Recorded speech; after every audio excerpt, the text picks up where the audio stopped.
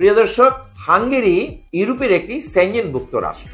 হাঙ্গেরিতে আপনারা visa processing করলে বর্তমান সময়ে একটু সময় নিয়ে নামতে হয়। হাঙ্গেরিতে বর্তমানে এই জুলাই মাস এবং অগাস্ট মাস নির্বাচন প্রক্রিয়া চলছে।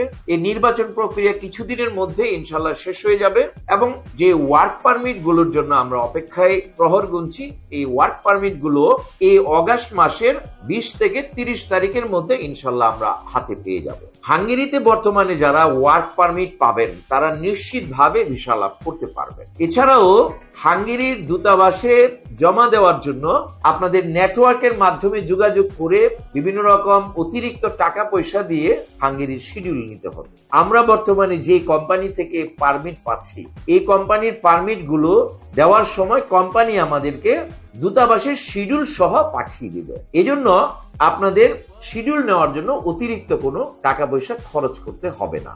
যারা যারা হাঙ্গেরির পারমিটের জন্য ওয়েট করছেন তারা আগামী 20 থেকে 30 তারিখের মধ্যে হাঙ্গেরির ওয়ার্ক পারমিট গুলো পেয়ে যাবেন। কেন এত দেরি হচ্ছে? একে তো হাঙ্গেরিতে নির্বাচন চলছে, এছাড়াও হাঙ্গেরির নির্বাচনকালীন সময়ে ইমিগ্রেশনে ওয়ার্ক পারমিট ইস্যু করার বিষয়টি একটু স্থবিরতার সৃষ্টি হয়েছে। এছাড়াও বর্তমানে হাঙ্গেরির বড় কোম্পানি না হলে ওয়ার্ক পারমিট পাওয়া যাচ্ছে না। ওয়ার্ক পারমিট ইস্যু করার আগে ইমিগ্রেশন থেকে তদন্ত রিপোর্ট ভালো